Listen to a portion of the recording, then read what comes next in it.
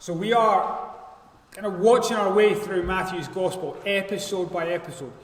And the episode we get to today is both a kind of pinnacle moment and also a very personal moment. Now, it's a pinnacle moment for a couple of reasons. You'll notice if you look at chapter 16, verse 13, Matthew gives us the setting. So when Jesus came to the region of Caesarea Philippi, now that meant nothing to me, but apparently in terms of the geography, this is as far north, is that way north? Probably is actually. As far north as Jesus goes in his travels. So he's up north here in Caesarea Philippi.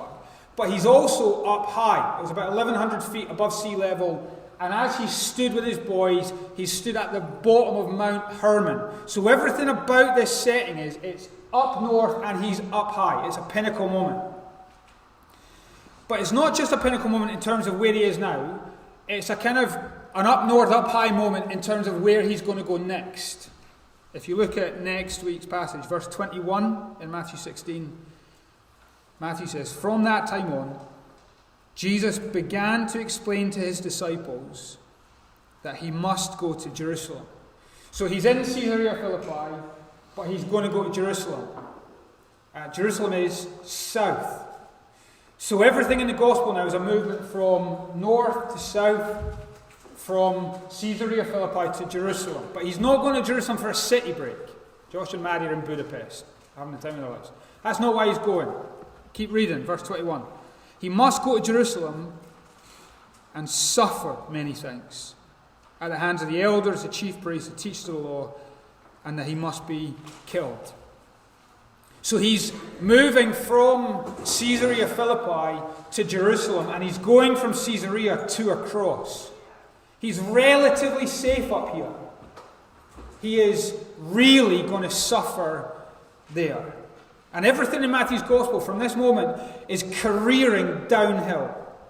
North to south, safety to suffering. But in this kind of episode we're in today, in this pinnacle setting, Matthew's going to give us a really significant lesson. This is pretty central to his gospel, and he's going to teach us very central things, both about who Jesus is and what Jesus has come to do. But I say it's not just a pinnacle moment, it's a personal moment. Have a look at verse 13 again. Matthew writes, "When Jesus came to this region of Caesarea Philippi, he asked his disciples, 'Who do people say the Son of Man is?' They replied, 'Some say John the Baptist, others say Elijah, and still others Jeremiah or one of the prophets.' But here's where it gets personal. 'But what about you?' he asked. 'Who do you say I am?' So Jesus moves from kind of popular opinions about Jesus, who do they say, to a very personal opinion about Jesus. Who do you say? You personally. He's not allowing his disciples to be spectators. He wants them in the game. Even for us, he doesn't just want us to hear this today. He wants you to answer it. Who do you say that Jesus is? Now, the opinions of the day are largely that he's like these lads, John the Baptist, Elijah, and Jeremiah. You might never have heard those names before. Let me tell you, these guys have at least two things in common. The first thing they have in common is that they were all prophets, teachers. And the question Matthew wants us to consider is Jesus just that? Or is he greater than that? The second thing all these guys have in common, it's not just they're all prophets, is that at this point, they were all dead. And again, the question is Jesus going to be greater than that? Is he just a prophet who will die, or is he something more who will live? And so, Matthew's convinced, and we're going to see this, I'm convinced, that he is something more. There is a greater greatness to Jesus that Matthew sets at this pinnacle moment to teach us two important things. And if you're taking notes, these are the two big kind of headings today. We're going to look at Jesus' blessing and his building. All right? His blessing and then his building. So let's look at his blessing first. Jesus asks his personal question to his boys, "Who do you say I am?" And in verse 16, Peter gives his personal answer. And what everyone else kind of says, well, maybe he's just like the prophets. Peter's answer hits the pinnacle. He says, "You are the Messiah, the Son of the living God." Now, that word Messiah, it's a very Bible word, and it's a bit of a Mary Poppins handbag type word. You can fit lots of significant and special things into that term, and you can take lots of significant and special things out of it. Josh, who lives with us, has been getting HelloFresh deliveries to our house. And they come with all these different ingredients. And the Messiah term is a bit like that. Shed loads of ingredients. But actually, although there's loads of ingredients, when you taste the Messiah, there is a very distinctive taste. All of those ingredients produce a mouth-watering taste of hope. That's what Messiah means. Jesus brings hope. In fact, more than that, Jesus is hope. All of God's purposes and all of the prophets' promises and all of God's people's expectations find their completion and their fulfillment and their satisfaction in Jesus. He is hope. Peter, who's a big character in this episode, he's watched Jesus for a couple of years now. And having observed everything, he summarizes Jesus as hope. We've seen that. For the sick, he was the hope of healing. For the leprous, he's the hope of cleansing. For the demon-possessed, he was the hope of freedom. For the sinful, he was the hope of forgiveness. For the outcast, he was the hope of inclusion. For the weary, he was the hope of rest. For the victim, he's the hope of justice. For the hungry, he was the hope of provision. For the dirty dogs, he was the hope of massive provision. He is hope. He's the Messiah. I don't know if you remember last week, but you had these religious leaders. And Jesus said they were good at observing the night sky and making a prediction based on that about what tomorrow was going to be like. So they could say, the sky is red, therefore we can hope tomorrow will be nice weather. And Matthew's saying, you should be able to read Jesus. That when you read him, you see that he is the Messiah, which means there's not just hope for you tomorrow, there's hope for you today. And that is a massive contrast from the leaders of last week. Do you remember what he said about the leaders last week? Be on your guard. We need to hear this. They are still around today. There are leaders around today that you need to be on guard against because they will do you harm. This Messiah is different. He will guard you and give you hope. You are the Messiah. But notice the tagline Peter adds onto it. He says, you're the Messiah, the Son of the living God. The reason Jesus can bring hope is because he shares the life of God. I'm pretty useless to you because my kind of resources are limited. Not true of Jesus if he is Son of living God. He's not constrained by the depravity and the decay and the death of down here. He is defined by the limitless life of the living God. And he brings the kingdom of heaven to the chaos of earth. Messiah, Son of the living God. That's Peter's answer. Who is Jesus? And you can summarize it in 2 words. He is living hope. That's why we started with his letter, 1 Peter chapter 1, verse 3. Praise be to the God and Father of our Lord Jesus Christ, who in his great mercy has given us new birth into living hope. The Messiah, Son of the living God. If you came to one of the Bible studies on Tuesday, one of the questions we asked was, how would you summarize your own life in a sentence? It was actually harder than that. How would the elders of this church summarize your life in a sentence? But imagine we did follow you around for 2 solid years like Peter had with Jesus. Or imagine we followed an average punter from Gracemont around for 2 solid years, and then we're asked to summarize their entire life over those 2 years in 2 words. My guess is any of those 2 words used wouldn't be particularly flattering. And yet Peter has observed everything about Jesus, and he summarizes that everything in this mouth-watering flavor: living hope. Isn't that stunning? And listen to Jesus' reply, verse 17. Blessed are you, Simon, son of Jonah. Simon was his name before he was called Peter. For this was not revealed to you by flesh and blood, but by my Father in heaven. Blessed are you. To get who Jesus is to be blessed by who Jesus is. He's not just a teacher to hear. He's a Messiah who makes you happy. That's what the word blessed means. Happy are you, Simon, son of Jonah. His hope makes me happy. That's who he is. Serious happiness. Saved happiness. Now, think of where Peter is. We said he's up north with Jesus, in Caesarea Philippi, middle of nowhere, miles from home. What's he got with him?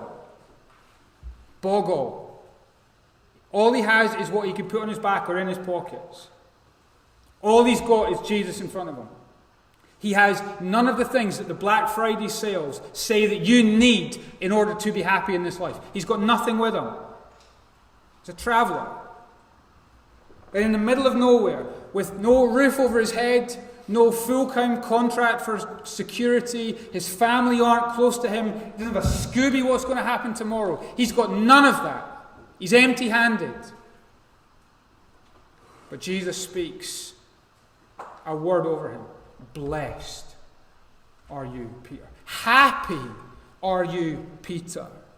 Jesus is saying to him, Peter, my hope is your happiness. I wonder if you can say that Jesus has spoken that blessing over your life. That you have something about you that even when your circumstances cannot explain it, there is this serious, saved, hope-fueled happiness that's not dependent upon your circumstances. It is a stunning thing to hear Jesus simply say, blessed are you, just because you know who I am. It's happiness. But Jesus doesn't just say to Peter that he should be defined by happiness. Look at the rest of that verse, verse 16. Verse 17. Blessed are you, Simon, son of Jonah, for this was not revealed to you by flesh and blood, but by my Father in heaven. So Peter said, just to summarize where we've gone, if you taste Jesus, the flavour is hope. But Jesus is kind of saying, well, actually, if you were to taste my followers, they taste the 2 flavours. No one ever gets a 1 scoop ice cream. You always go 2 and always choose 2 different flavours. The flavours of Jesus' followers are happiness and humility. Happiness because they have received blessing from Jesus for understanding who he is. But humility because they have received that understanding not on the basis of their own graft, but on the basis of the Father's gift. This wasn't given to you by flesh and blood, not yours or anybody else's, but by the Father in heaven. Now in Matthew's Gospel, the picture Jesus is given for that is that the Father has given you the secret of the kingdom of heaven. The point of a secret is you don't work it out. It had to be gifted to you. And our knowledge of Jesus isn't dependent upon us or anybody else. It is the personal gift of the Heavenly Father, which means if he has gifted it to you as a secret, you don't brag about yourself, you worship him. And you don't puff your chest out in pride, you bow your knee in humility.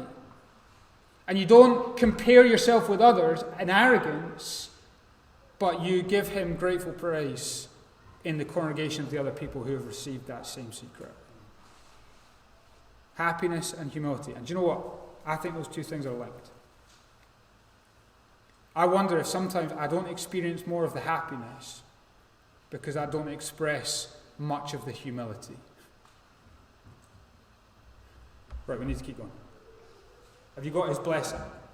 Here's this pinnacle moment. He wants you to understand who Jesus is. And understanding Jesus is, he is living hope that gives both happiness and humility.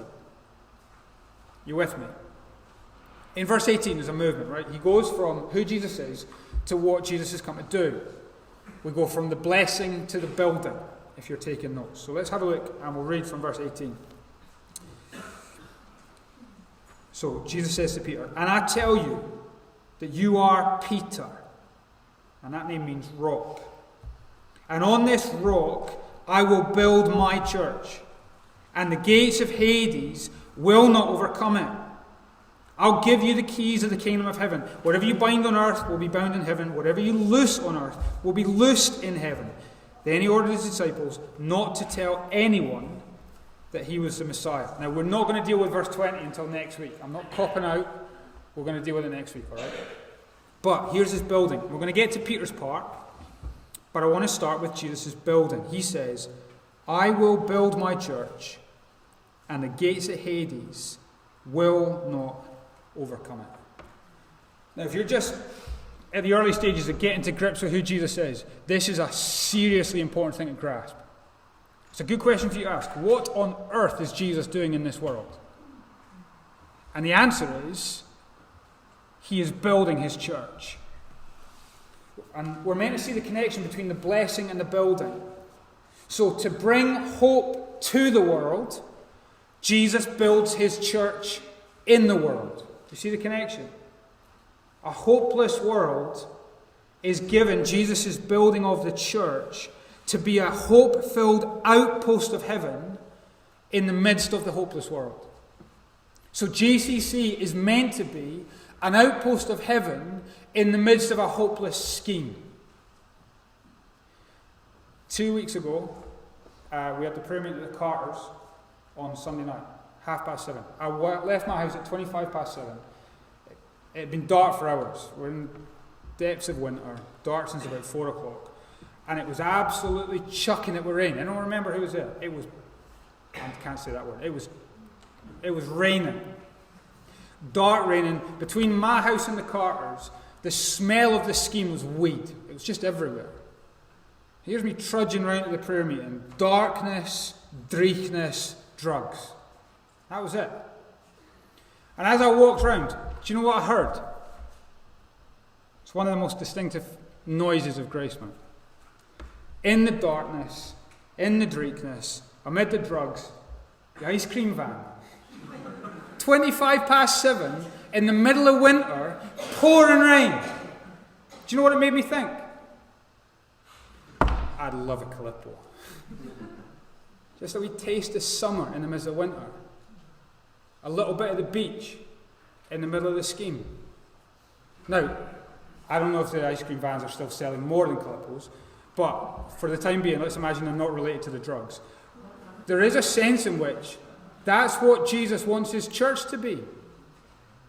That in the midst of a world of darkness and rain and addiction, he wants the church to be the sound of an ice cream van. There's light somewhere. There's flavour somewhere. There's satisfaction somewhere. He wants us to be, in the midst of the shadows of hopelessness, shining the light of hope. That's what we are. So he says, I'll build my church. But here's what it's not. The church is not a building. The word here is the word assembly. I will build my assembly. So it's not a building with a steeple. It's an assembly of people. It's not a wall full of bricks. It is a sea of faces. Trinent can keep their bank. We are the building. That's the point. But this assembly is full of the faces of people that Jesus has taken out of hopelessness and brought into hope. If you're looking for hope in Gracemont, where should you look? If you're looking for what Jesus is doing in Gracemont, where should you look? The faces of people who have this unexplained happiness and humility, and who have hope even in the face of death. That's what Jesus says. He says the gates of Hades. Now, that's a weird phrase. It sounds like somewhere in the borders. But Hades is just a picture of... No, sorry, Jordan. Hades is just a picture of death. The gates of death will not prevail. I went for a wander around a couple of graveyards this week. And one of the things I'd never really noticed before was that cemeteries have high walls and big gates. Which is daft, isn't it? It's not as if the people in there are going to escape, and it's not as if people are desperate to get in. But it's a good picture. Death enslaves you. Death imprisons you. Death is the thing that makes hope die. Unless your hope is living. Isn't it? Unless it can be said of your hope, chapter 16, verse 21, that when Jesus has gone all the way down from north to south and high to low, that he can say, yes, I will go and suffer, chapter 16, verse 21, but on the third day I will be raised to life. The gates of hell will not overcome me. Death makes your hope die unless your hope can say, chapter 28, verse 2, that the stone was rolled away. And death will make your hope die unless your hope is living.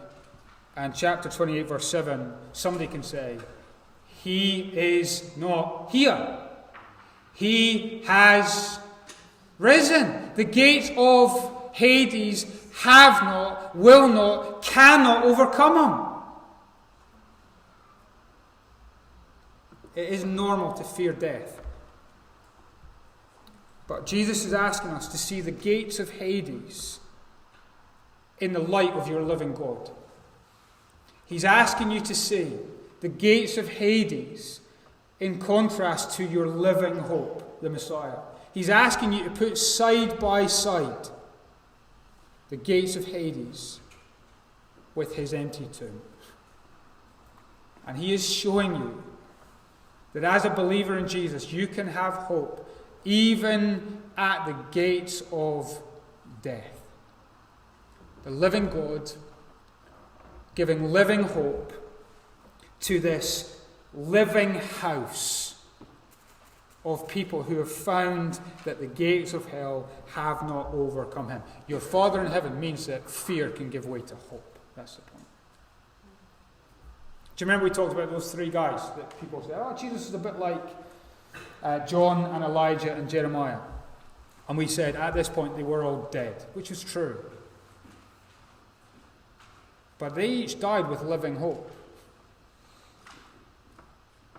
John died in the living hope that his story would not end in decapitation but resurrection.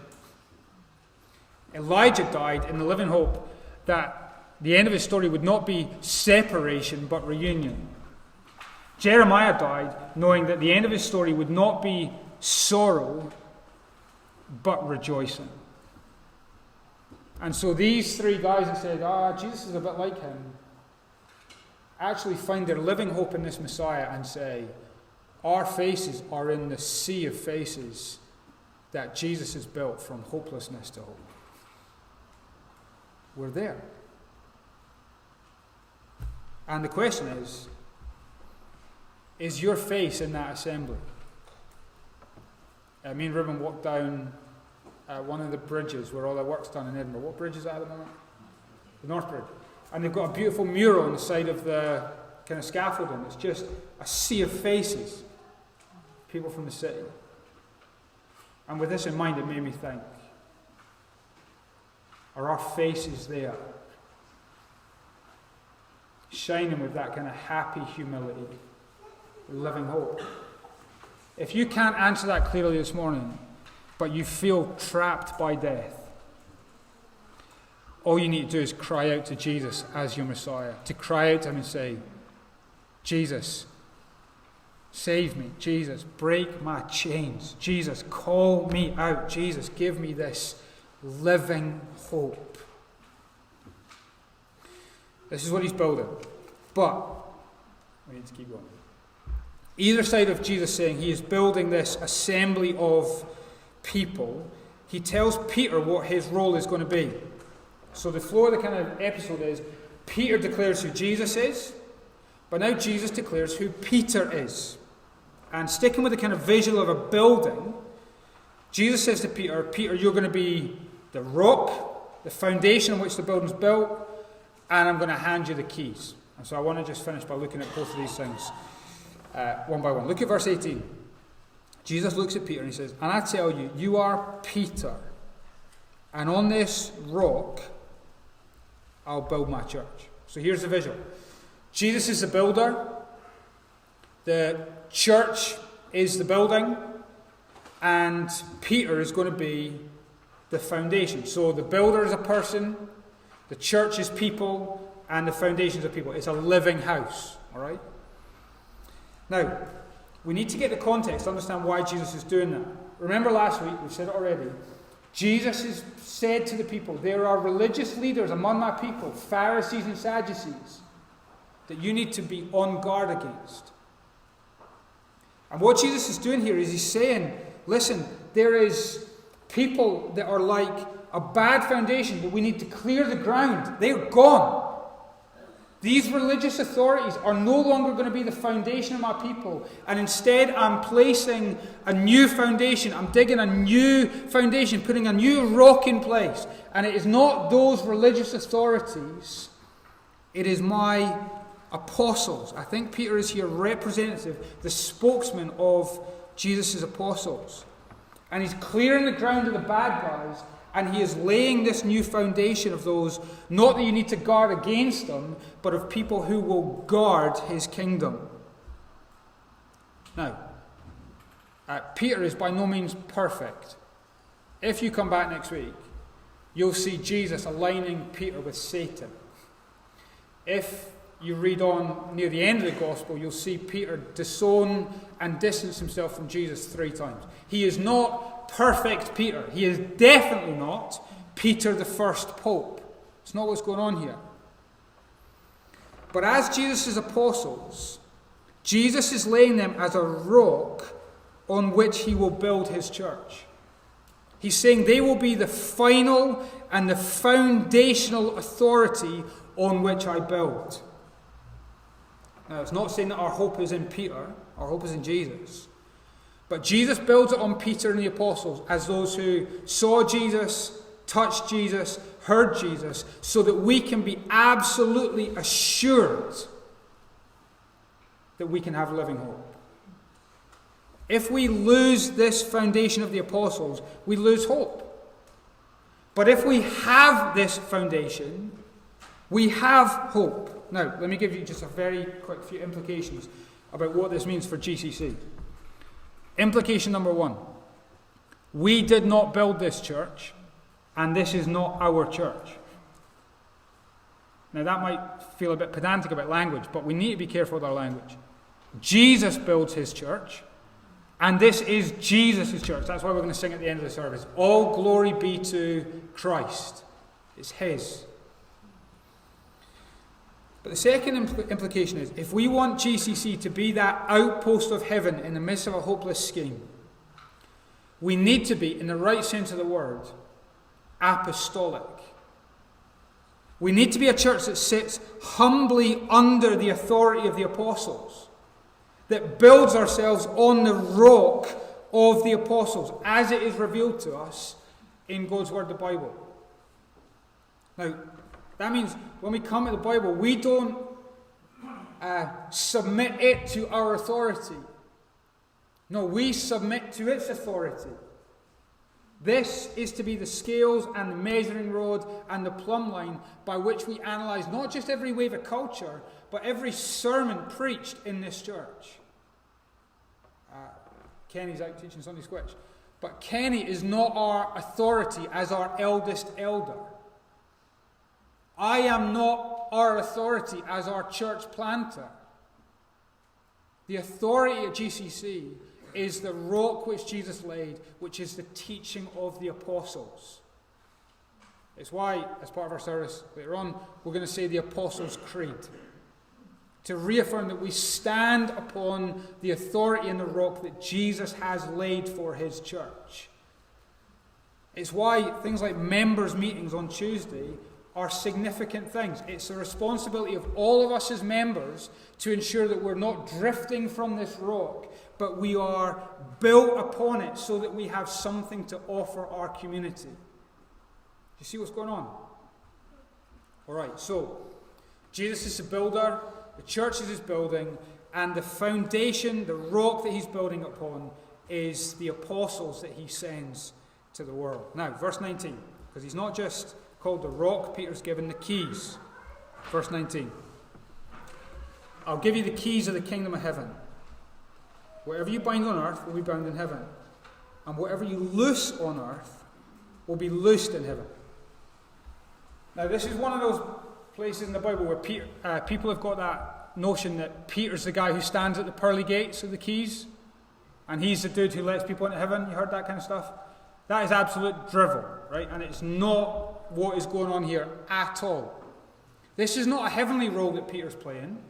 This is a very earthly role that he is involved in. What's going on here is that Peter is turning keys on earth that reflect decisions that have already been made in heaven. That's the dynamic. As he turns these Jesus-given keys, they are involved in a dynamic interplay between heaven and earth. Remember, that's what we're saying the church is. It is the church of the living God. God is gathering an assembly of people here on earth. And Peter's involvement in that is that he, having been given the keys, has been given the authority to correctly affirm who has identified the earthly Jesus as the heavenly Messiah. So Peter is involved in affirming who Jesus has called out of hopelessness and into the kingdom of heaven. Let me give you a couple of examples, a positive and a negative one. Do you remember the lady that Jesus called a dog a couple of weeks ago? She was an outsider. She, according to culture, would have had no right to have been part of Jesus' church. But Peter's role with the keys would have been to affirm her and say, no, as someone who's put her great faith in Jesus, I'm using my keys to bind her, to say she is in. She's part of the family. The negative example would be the Pharisees and the teachers of the law from last week. To say that these are guys who are rejecting and plotting against Jesus. And so although they look like God's people, I'm going to use the keys to let them loose.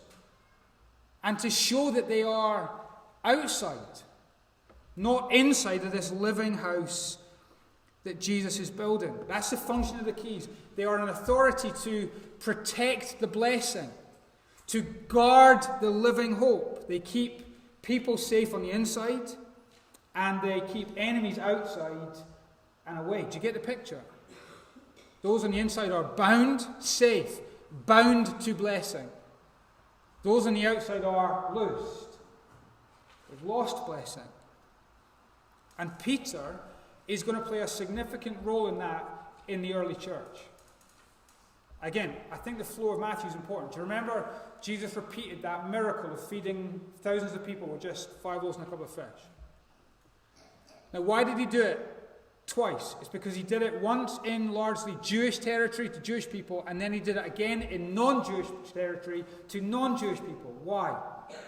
To show that as the Messiah, he's not come just to give hope to the lost sheep of Israel, but he's come to give hope to the dirty Gentile dogs. And Peter, having seen Jesus open that door to whoever, is now given the keys to make sure that whoever comes is safe inside, bound. But whoever rejects Jesus is loosed outside and away. Do you see the function? So in Acts chapter 10, when Peter has a dream and goes to a guy's house called Cornelius, who's a Gentile, Peter's important role is to go and use the keys, to bind him, and say this non-Jew is bound to the Messiah and has the blessing of living hope. Do you get the point of the keys? This is heavy, I know, but my last question. Who's got the keys now? Did Peter take them to heaven as standing at the pearly gates? Or are the keys somewhere else? It's Tammy's question. I remember when Tammy and I got the house, she put a little video up. I've got the keys. Remember that? That just came to my head. Who's got the keys? Now, come forward to Matthew chapter 18. Don't worry, I'm not starting on a new sermon. I just want to show you who's got the keys. Matthew chapter 18. And in verses 15 to 17, there's this thing of if someone in church sins, you go and speak to them one-to-one. If they don't respond, you take someone else along with you. If they still don't respond, you tell it to the whole church. Now look what Jesus then says after that in chapter 18, verse 18. I think he's speaking to the whole church. He says, "Truly I tell you, whatever you, the church, bind on earth will be bound in heaven. And whatever you, the church, loose on earth will be loosed in heaven." Who's got the keys? The church. That means we are involved in that interplay between decisions made in heaven and how the keys are then used on earth. That if someone comes from hopelessness into hope, it's our job to use the keys to bind them and say, "You are in. We love you being in. You are safe here, bound to the blessing." But if someone then wanders into sin and they don't respond to us calling them back, it is our responsibility as Jesus' church to use the keys to let them loose and say that the way that you are living is not reflecting the living hope of our Messiah. Now again, that makes what we do as a church massively important. There are heavenly things involved here. When we meet on Tuesday night at our AGM, we have our members' meetings. We vote as members to approve those who come into membership. Why?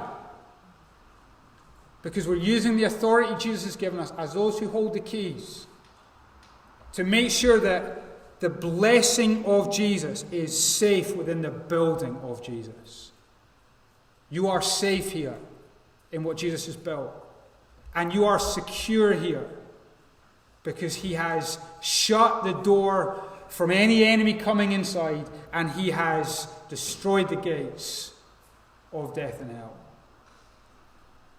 Isn't that a beautiful picture? The blessing that he brings is safe within the building that he builds.